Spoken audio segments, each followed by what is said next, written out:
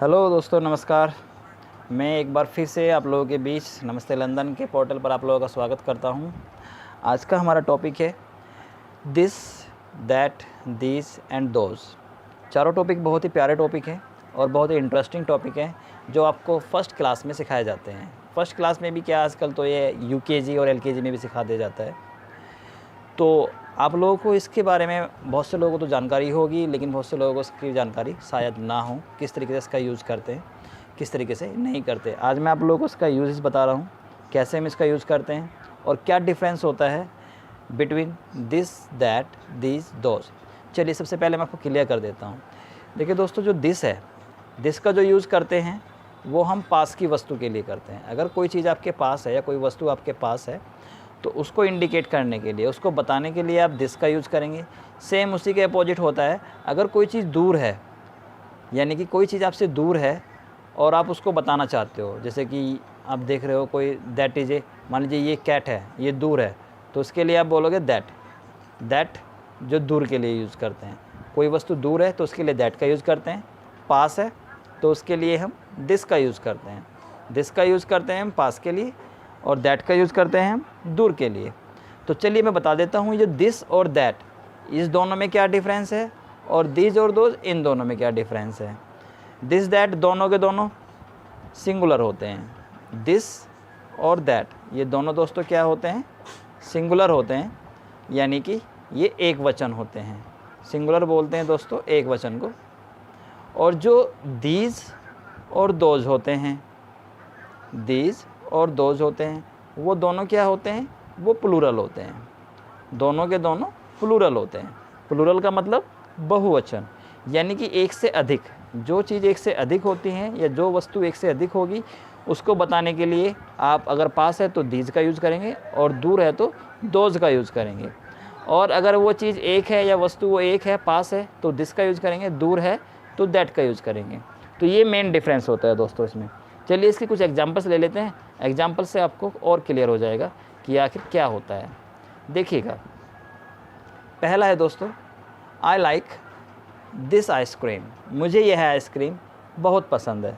यानी कि आप कह रहे हैं, आप आइसक्रीम कार्ट के पास खड़े हैं, वहाँ पर आप पूछ रहे हैं कि आई लाइक दिस आइसक्रीम। उसने कोई मैंगो आइसक्रीम आपको निकाल के दिखाई या कोई और में आइसक्रीम आपको फ्लेवर उसने दिया, तो आप बोलते हो उसको खाने के बाद, wow I like this ice cream, मुझे ये आइसक्रीम पसंद है।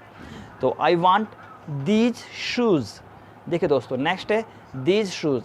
इसमें दीज क्यों कहा गया दोस्तों? आप जानते हो कि शूज़ जो होते हैं वो दो होते हैं, दो शूज़ होते हैं, इसीलिए उसको हम दीज कहते हैं। मैंने बताया था आपको कि दीज का जो यूज़ करते हैं प्लूरल के लिए करते हैं, जो एक से अधिक होती है। अगर कोई चीज़ एक से अधिक है तो उसके लिए हम दीज का यूज़ करेंगे। तो यहाँ पर शूज़ जो है वो आपको दीज के लिए यूज़ करेंगे। शूज़ का यूज़ हम एक तरह और कर सकते हैं, जहाँ पर हम इसका दिस का यूज़ कर सकते हैं। वो देखिए कैसे करते हैं। अगर मैं कहूँ this is a pair of shoes, this is a pair of shoes, तो दोस्तों यहाँ पर हम दिस का इस्तेमाल कर सकते हैं। क्यों? क्योंकि यहाँ पर जोड़ा, पेयर का मतलब होता है जोड़ा।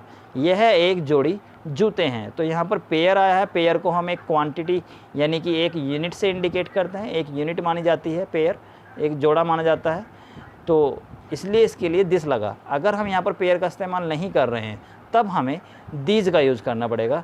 दीज शूज़ आर ब्लैक या these shoes are not black. ठीक है दोस्तों, नेक्स्ट देखिएगा आप, दोज शूज़ आर ग्रे। देखिए दोस्तों, अगर शूज़ दूर हैं तो उसके लिए हम बोलेंगे दोज, क्योंकि मैंने बताया था आपको कोई चीज़ दूर है और प्लूरल है, यानी कि एक से अधिक है, तो हम उसके लिए दोज लगाएंगे। और दोज के साथ में हमेशा आर लगता है, क्योंकि आर जो होता है वो प्लूरल होता है। ठीक है, तो यही चीज़ मैं आपको समझाना चाह रहा हूँ कि प्लूरल जो होता है उसमें हम दोज का यूज़ करेंगे, सिंगुलर में दिस या दैट का यूज़ करेंगे। जैसे कि ये एग्जांपल्स है, दिस पेन इज़ स्मॉल, यह पेन एक छोटा पेन है।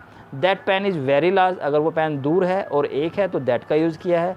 The time on that clock is 5 o'clock, जो समय हुआ है उस घड़ी में दोस्तों, यानी कि वो घड़ी दूर है इसलिए दैट का यूज़ हुआ है, और एक है तो इसलिए दैट का यूज़ हुआ है। तो क्या बोलेंगे, इन इज़ 5 o'clock, यानी कि 5 बजे है।